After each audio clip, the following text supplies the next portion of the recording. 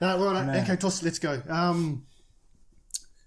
So after that job, and that was your first tunning job, straight on the back of a TBM. Geez, you must have been all right. You must have been bloody good in your interview to get that job straight away. I was so like, no interview, man, is who you know. Who you know.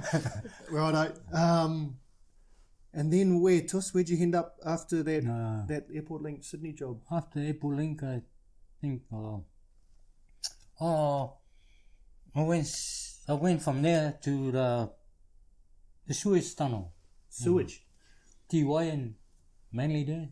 The Manly, what was that? North Head or something, is it? Yeah. Yeah, righto. Somewhere there, I can't remember. And that was a TBM too, eh? Or what were you doing there?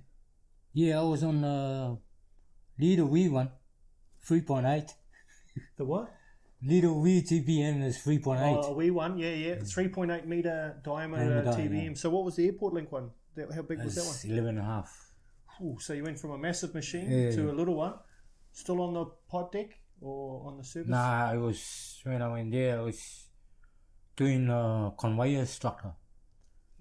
Because as the machine goes, we have to hang up the stringer for the conveyor to run on. Yeah. So your first machine was a slurry machine. So what that meant there was all the dirt and the material that it cut went through pipes, Yes. which you were putting in place in the pipe deck.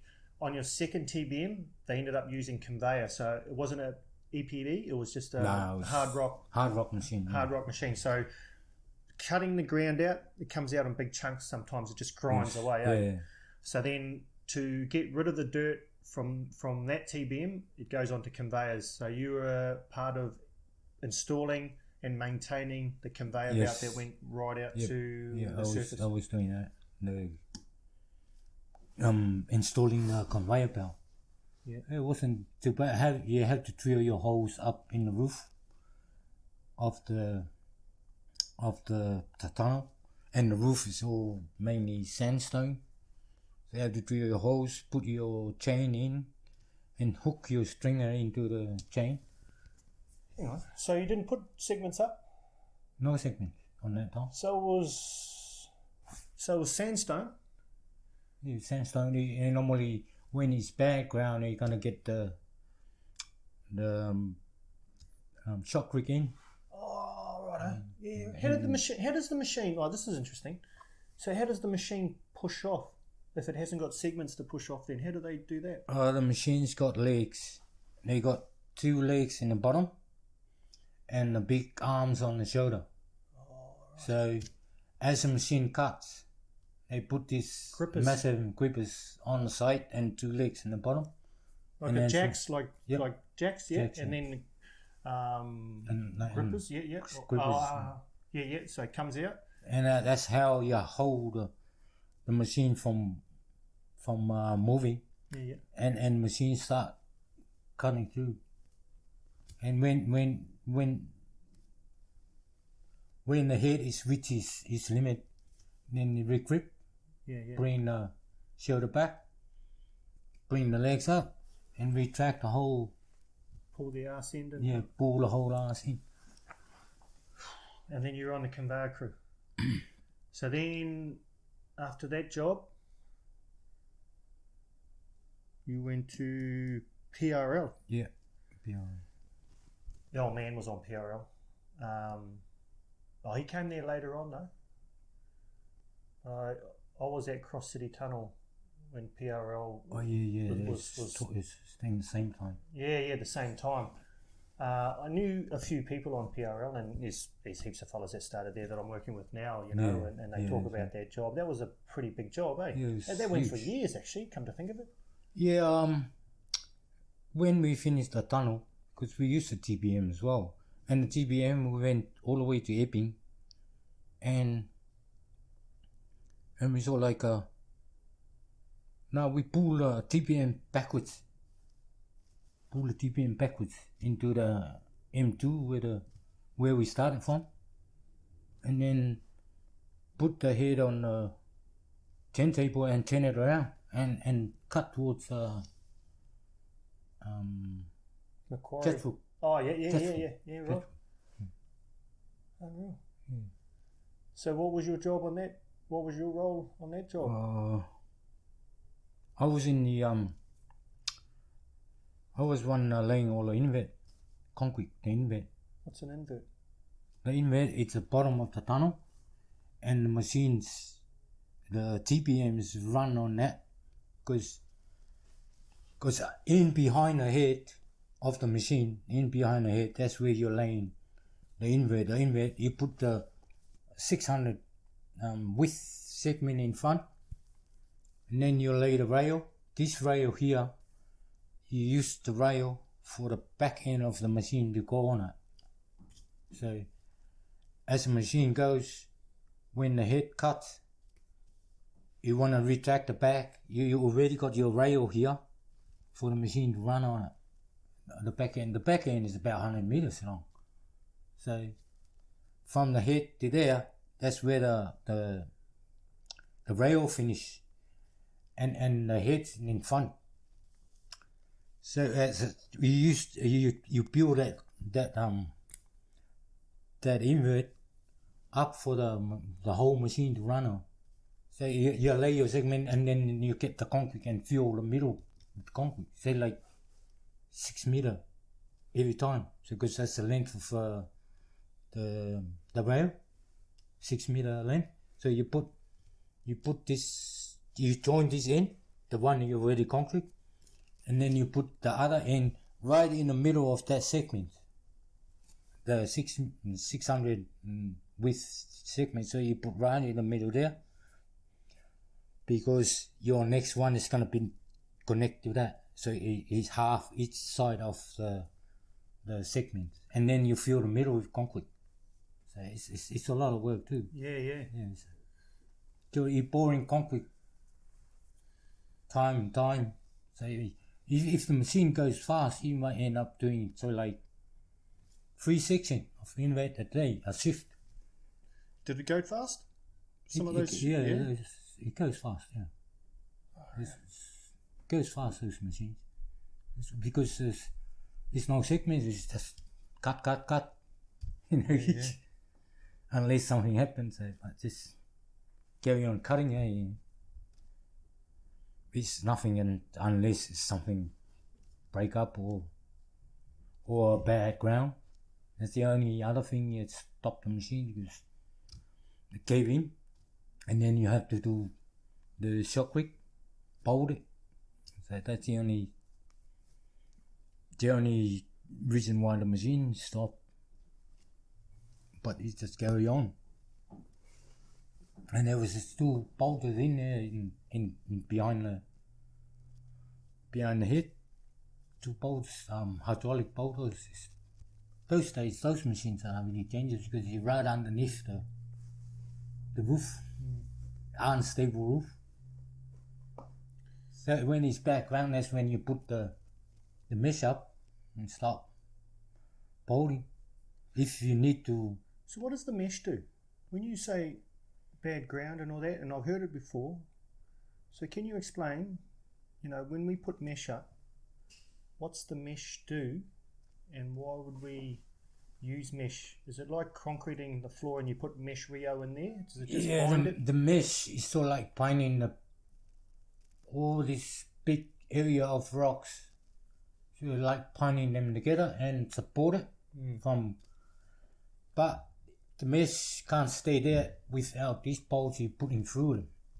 These bolts are supposed to be anchored up on the roof way inside, so I think some of those bolts are 3 meters in length. 3 meters. So the mesh is like if you put down anchor support. Yeah, support. So I'm just trying to paint the picture a bit more. So if you put mesh in, say, a driveway, and what the steel does, like you put your Rio in, and then you put this mesh on top of that, and then we fill the concrete in. So it might be 100, 200 mil, whatever. For a driveway it might be quite. But the mesh is in there, because if you drive over there, you put weight, you're going to start a crack. Yes. And that crack can just start moving. Every little bit of pressure on there. So what the mesh does, even though we put it in the floor, but we put it up on the roof, because that binds it all together. Yes, and if the ground moves, then the mesh within it is really hard. So it's even more stays. secure. You make it steady. Yeah. Especially when you mesh it and then your shock click, put the shock click in there. Look, strong. it's not going to go nowhere. Though. Yeah. So unless the whole tunnel just section, the whole section comes down. But then, you know, we're relying on the bolt. Yeah, the bolts that are holding Make sure the bolts are anchored properly into the top to hold everything. You know, yeah, that's right. So the design of that, the planning, the engineering behind it, you know, like it might turn bad ground, but you might have to come back 3 or 4 meters and start meshing and bolting from there rather than straight on the edge of that shitty ground or that bad ground. We come back a little bit, or it just makes sense to come back a little bit, start pinning it there, go into the bad ground, and then past it. Hey. Yeah. Sometimes the engineer comes around and so like in our breakdown time from the machine, so like sometimes they're doing maintenance on the machine and we have to go back and repolt whatever the engineer picked. So we have to go back in there and repolt the section of the tunnel, whatever he put on the note. So he gave us a piece of paper, which area, what number of... This is good because, you know, there'll be people that have just got on to, say, bolting or just started in tunneling or just new, and, you know, all of a sudden they come across some bad ground, you know. So, you know, this is good to listen into because I think it's crucial, like I said, about, you know, as soon as you hit bad ground, you sort of got to realise you've got to come back a little bit and bolt into it and then bolt past it. You can't just go right on the edge of bad ground and think, oh, yeah, because I've thrown some mesh up there, it's all going to be secure and all that. It might be, like I'm no bloody engineer, but then when you think of, you know, how it's all set up, you know, you sort of want to come back and bolt into that bad ground and then go past it too, eh? Yeah, we were talking about those fingers behind it. Those fingers, those are steel, really thick steel, like 30 mil by 80 mil thick. They are the one that it's sort of like anything happen there just behind the head, that's dangerous area. There's a dangerous area. So that's where you throw your meshing. You throw on the top of that. So the fingers, when you're saying, so at the back of the shield or the cutting head, they've got, what is it, steel pipes or steel bars that come out, you mean? Yeah, like flat bars. Flat bars, yeah. It's sort of like from shoulder to shoulder. And they just because they're angled like that, and they just rub it along the top of the it's not touching the roof. Oh, so just offset, just enough, off it. Just enough for you to shovel your mesh in there. Oh, I see. Yeah. So it's like so it's brackets, like thin, flat. Yeah, flat. It's like mesh support to support the mesh. And how long would those fingers be? Oh, they're about 2 meters or 3 meters long. Yeah, so they come out. And then, so as soon as it looks like it's shitty ground, the geo's there and everyone's there, sees it, and that's an opportunity to throw some mesh up there. Yes.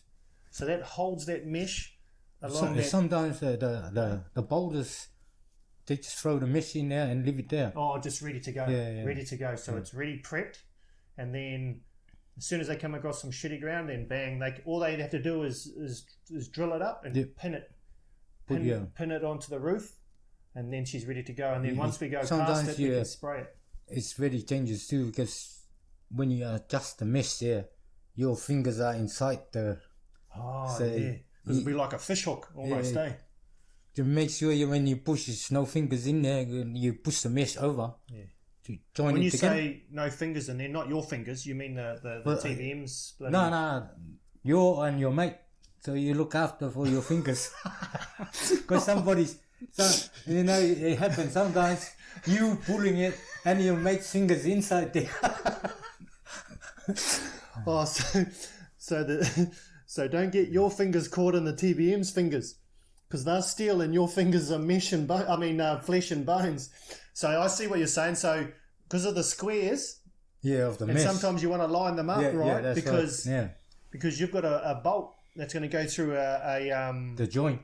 One of the squares or the joint. So the mesh might be so much length and so much wide, but then to get the whole apex or the whole perimeter, you have to join meshes together so they come around overlap. like that. Yeah, overlap. So then you want to put a bolt in there, but sometimes if they don't overlap, you pull it. Yeah. But if your mate's not ready and he's holding on to one end, his hands will go with it that you've pulled, and then it might catch with the steel bracket that's coming out, and bang. Or even a mesh.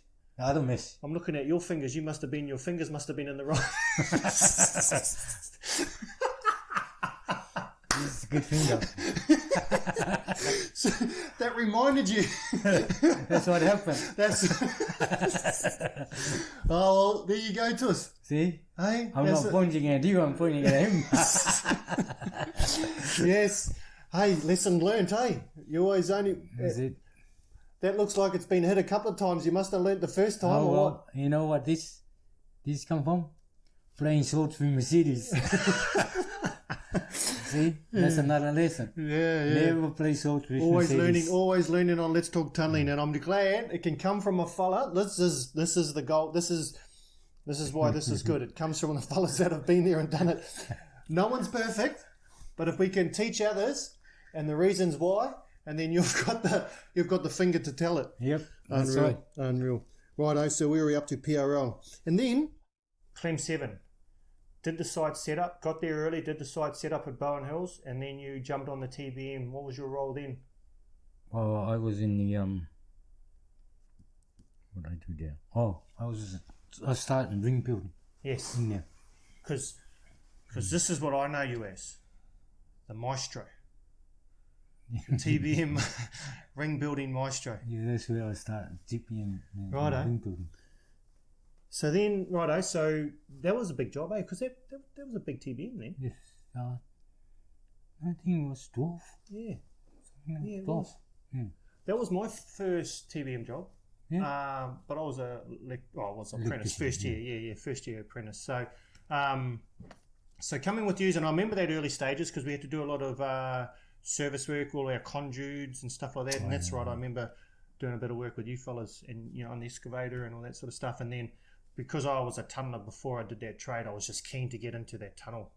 And you fellas were the first tunnelers that turned up, and I think you and I got talking because you knew the old man from PRLA. Yeah, that's right. So Clem 7, what was your thoughts on that job?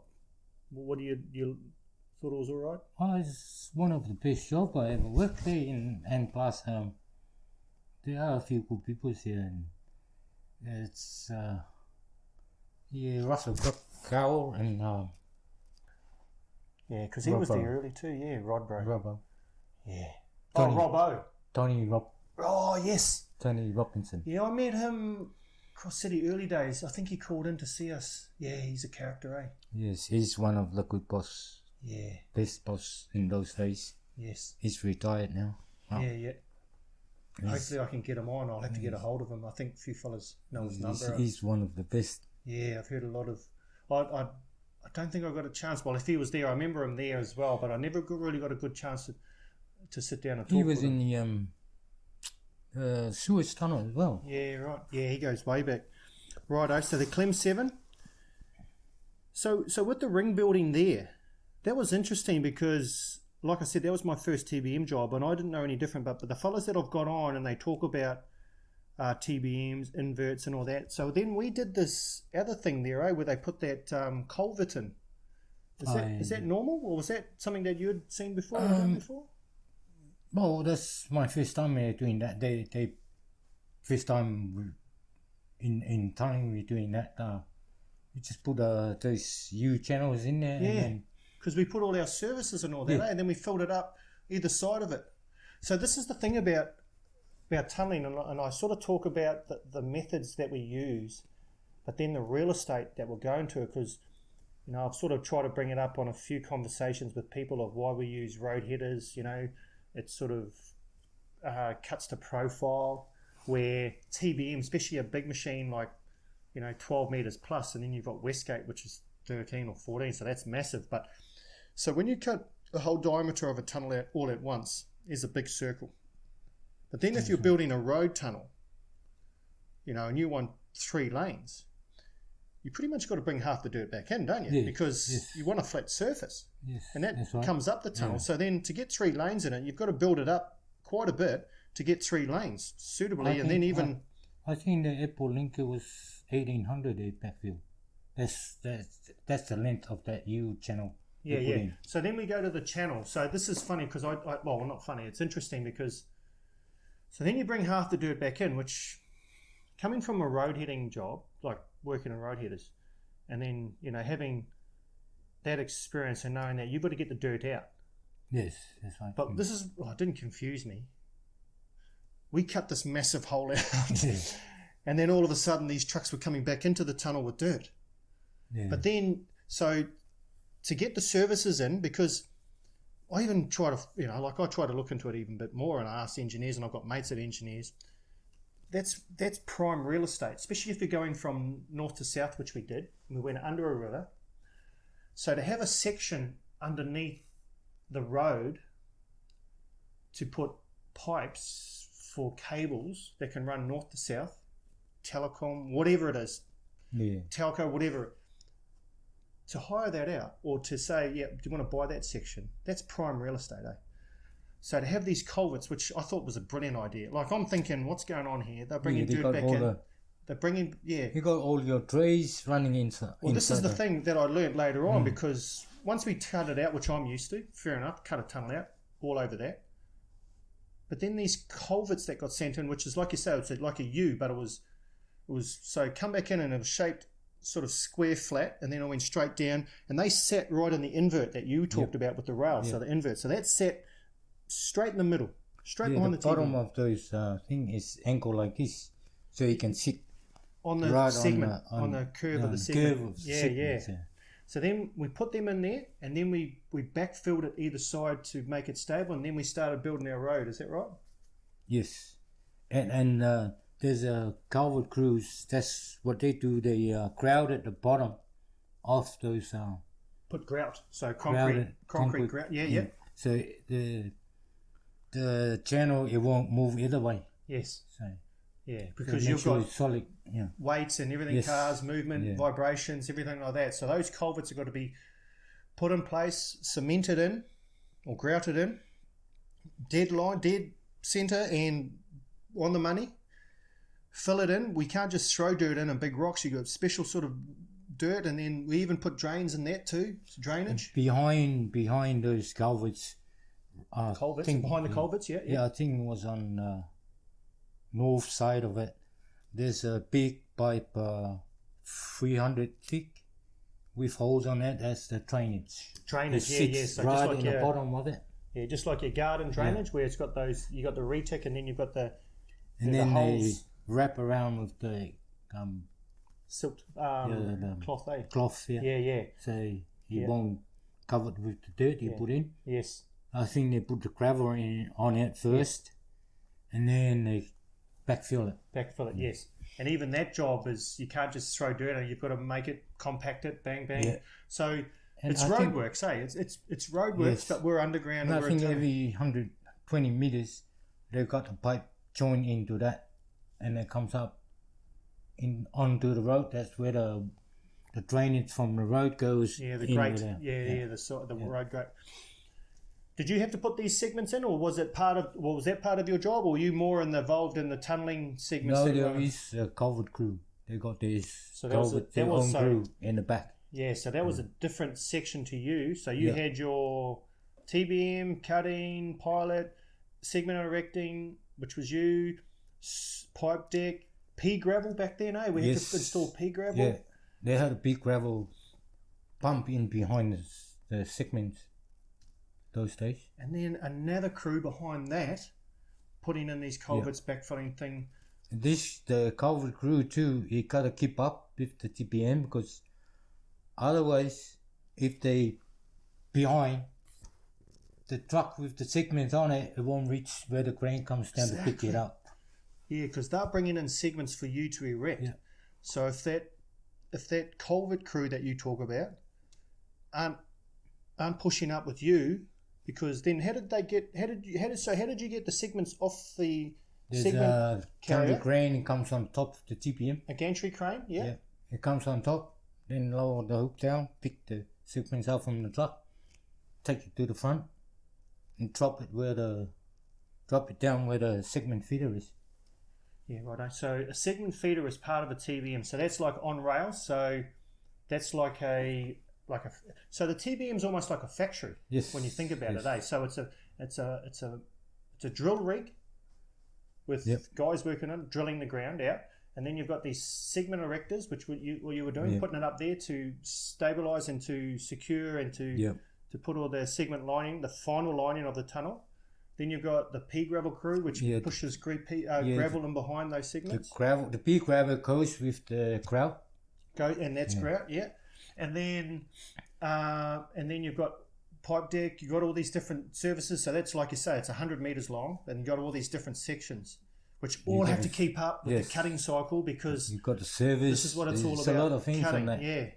And then behind that, you've got these guys working trying to put culverts in, because that's part of the process. And then you've got these guys that are feeding the TBM, which is over the top of them. So then they come up to the back end where the culvert crew are working. This big bloody monorail crane comes out, picks it off the back of the truck, takes it over to the TBM, jumps over the top of the segment, the culvert guys, lands it on top of another, you call them segment erectors, which is like a rail, segment feeder. So that sits it on there, spins it whatever way you want, or is it spun the right way? Well, when they load it up top, it's supposed to be loaded in the right way. So when you pick it up, you got nothing to do with it. You just pick that up, drop it down. Yeah, so the fellas up in logistics, they come from the precast yard. They bring it in on a truck. Even when they load it up on the truck that brings it all the way to the tunnel, has to be sitting right. So when they come in, drive in the front gate, drive around, you've got this guy that comes and picks it up, puts it straight onto the back of a truck that's going to go underground, a flatbed, or like it's what are they called those things? What are they called those big yellow things? Wow. Anyway, puts it on there, but it has to be facing the right way because you can't turn these segments around or muck around or turn the truck around 7 times. Yeah, because that goes in one way, the driver gets out, turns around his seat, and then drives it out that way, or he swaps it over, so he can't turn around down there. So it's got to be facing the right way, brings it down, takes it off that, puts it onto another segment erector. By the time it gets to you that is erecting it, you can't muck around, eh? You can't, all you've got to do is come down with your crane, or with your suction. What do you do? Yeah. Because when they lay the segments on the feeder, is lay cross. When the segment comes in, bring the vector, push the button, suck it. Yep. Sucks it up, and whoop, where you go. Yeah. Wherever you. So that's got to be in the right key, or the right. When that's what I mean when they bring the segments, they're gonna be in the right order. So I remember the Clem 7, it was 3 this side, and then 1 here, 1 there, and then keystone. That's 9. I remember that. So you lay 3 here, this side, then 3 this side, and then 1, and the keystone. So this is a sequence that you've got your mind on. So if it doesn't start, it can start way back at the precast yard for you. Like if it doesn't come right, and then goes through the sequence, someone forgets, or someone's not on the game. Someone's stuffed up, which no one's perfect. But the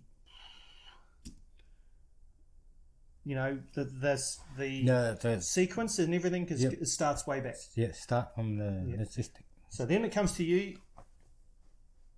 You look at it, bang, suck it up onto your segment erector, bang, you bring it into your sequence, bang, you put it in there, grab another one, bang. So 3 on the left hand side. So if you're facing the tunnel, you're facing the front of the tunnel, bang, you grab it, first one, second one, third one. Even if you start here, this side, you always go down. So 1, 2, 3. Yeah. If you here, 1, 2, 3. Yeah. So, and then 1, 2, 3. Right. Then 1. I remember the Clem 7 is like that. It's almost like a foxtrot, eh? Mm.